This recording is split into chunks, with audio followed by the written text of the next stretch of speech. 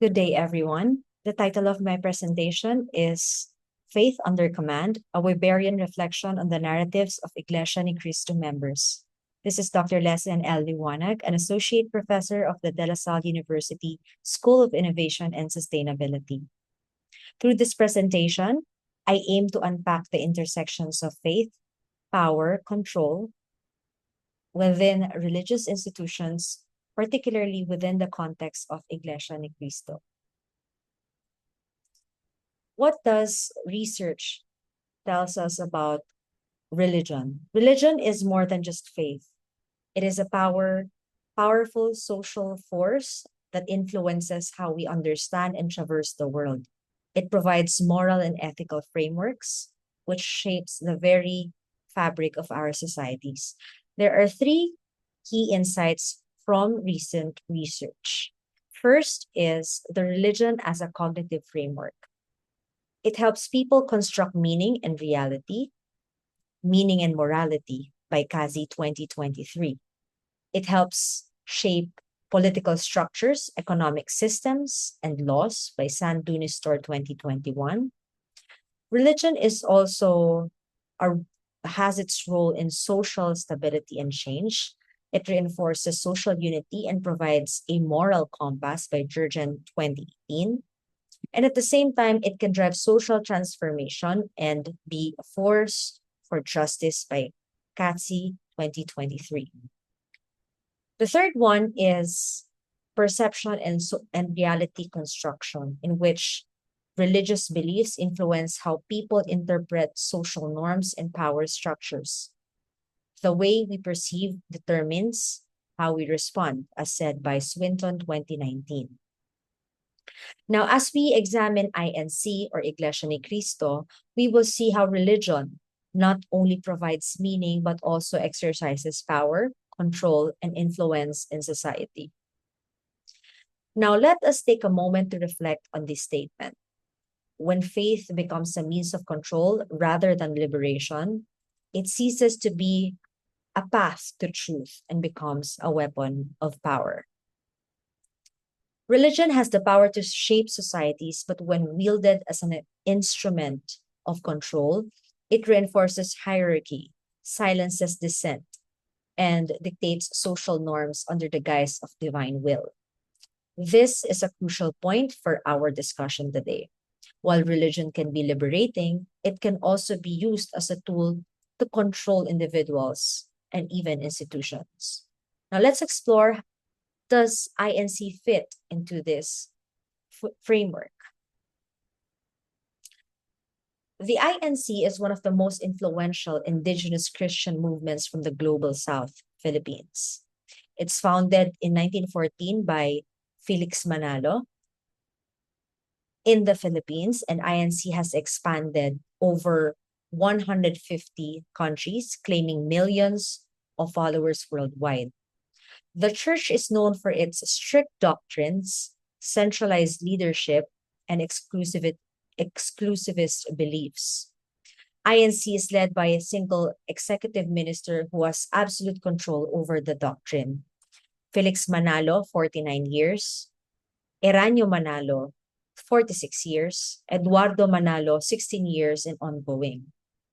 Leadership in INC is for life, meaning the executive minister remains in power until they pass away. Since the role has been passed from father to son, as you've noticed, many expect the current Manalo successor to be another member of the Manalo family. But beyond theology, INC has become a powerful socio-political force. It is an institution that commands discipline, loyalty, and obedience. Now let us examine the four defining characteristics of INC. Restorationist Christianity. INC believes that it is the one true church that restores Christianity's original teachings.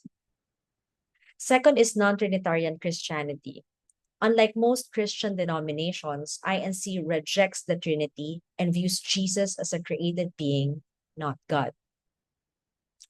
Exclusivist Christianity. INC teaches that only its members will be saved and all other Christian groups are false churches. Authoritarian and centralized structure. The executive minister holds absolute power and no space for democratic decision making. This strict structure has fueled internal struggles and external criticisms. Major controversies of INC. Like any institution with centralized power, INC has faced controversies that reveal the tensions within its leadership governance. Leadership dispute and family expulsions. Felix Manalo's grandson, Angel Manalo, and his mother, Tenny Manalo, publicly claimed that their lives were in danger due to internal power struggles. These led to family expulsions and further tightened control over the centers. Protests against Justice Secretary Laila de Lima. When de Lima investigated alleged illegal detentions of ministers critical of INC, thousands of INC members staged mass protests to pressure the government. This exposed INC's political influence and raised questions about its ability to mobilize followers for political gain. Block voting and political endorsements. INC is also known for its practice of block voting, directing members to vote as one during elections. This has secured political favors and elevated INC as a political power broker in the Philippines. Now, the questions are delivered in this slide. The main research question is, how do INC members' narratives reveal the use of religion for power and their understanding of God? The specific research questions are the following. How do INC members understand God based on their experiences in the church? How do members see and respond to the power of their leaders? What do members say about their faith, family, and the church's role in politics? The methodology of this study has the following goals. Our research follows a qualitative approach to analyze the narratives. So, of course, in the research design, it's conducted interviews with 5 purposefully selected participants. Honestly, finding respondents for the study wasn't a walk in the park. Talking about religion, especially when it ties to politics, is something many academics, professionals, and even everyday people of INC tend to avoid. But the patterns I uncovered were intriguing. Liberated professor left INC after higher education. Reluctant technical assistant joined INC for love. Questioning psychometrician remained but is critical about her faith. LGBTQIA member joined because of his grandfather. And the silent offering was in INC, now an administrator of the university. These narratives provided a rich lens to analyze their lived theologies, which reveals how belief is shaped by both personal conviction and relationships. Data collection and ethical considerations. Archival research was used to supplement interviews. Informed consent was obtained and interview transcripts were anonymized as requested by the respondents. Analysis and theoretical framework. Thematic analysis was applied to identify the patterns of authority. Max Weber's philosophy of authority was used as the guiding framework. Now let us move on what we have found. Our research reveals how INC's leadership assigns or aligns with Weber's 3 types of authority: charismatic authority, traditional authority, and bureaucratic authority. Charismatic authority is more or less gearing towards the leadership rooted in personal appeal and perceived divine selection. Felix Manalo as the charismatic leader, Eranio Manalo's leadership transition, and Eduardo Manalo's leadership challenges are very salient in this theme. Rally and political endorsements as power display. The INC's political mobilization can be interpreted as an attempt to reassert charismatic authority by showcasing power and influence. Traditional authority, on the other hand, is leaning towards hierarchy and religious custom. There are strict religious traditions and gender roles, familial and social pressure, ritualistic control over members. One example is the structured processes such as weekly collections, handog, or offerings, and pasasalamat, thanksgiving donations, which reinforce obedience and tradition. Excommunication fears and panlalamig or spiritual coldness as terms used to regulate members emotionally. While the bureaucratic authority, which leans towards institutional control and administrative structures, it focuses on the following themes: the centralized church management and political engagement, control over elections and political ties, financial mechanisms resembling corporate structures, and ministerial oversight and disciplinary actions.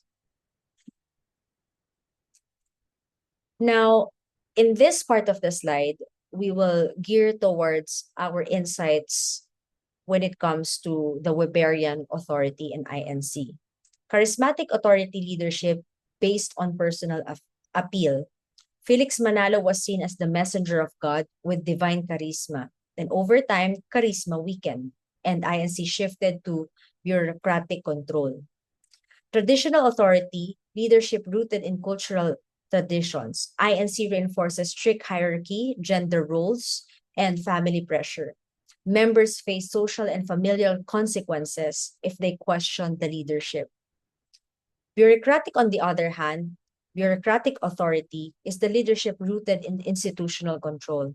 Today, INC functions like a corporation with financial control through mandatory donations and offerings, surveillance of members' attendance and behaviors, political engagement through block voting, and endorsements. INC demonstrates all three forms of power, but the shift from charisma to bureaucracy to traditional is particularly significant in this evolution. Older generation is more bureaucratic, while the younger generation is more on traditional. What are our theological implications? Theology as lived experience, not just doctrine. The study highlights lived theology, what Pete Ward said, and Charles Marsh described as theology outside traditional academic or clerical settings. This is reinforced by the author's reflections, where we resonated with the idea that theology is personal, relational, and shaped by experiences with God, not limited to church institutions. Second is church as both ministry and control, a call for theological reimagination. The study shows that while the church can be space for formation, it can also function as a mechanism of control and coercion, especially in block voting, enforced uniformity, and exclusion of dissent.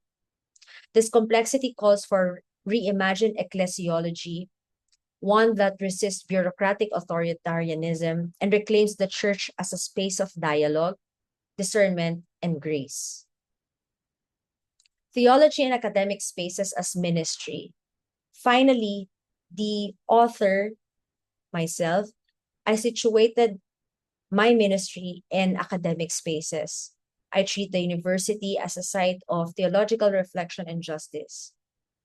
My embrace of ethnographic theology, as inspired by John Swinton, and viewing interviews as sacred encounters, frames qualitative research itself as a theological act, bridging scholarship and spiritual practice. And with that, I end my presentation. Thank you very much.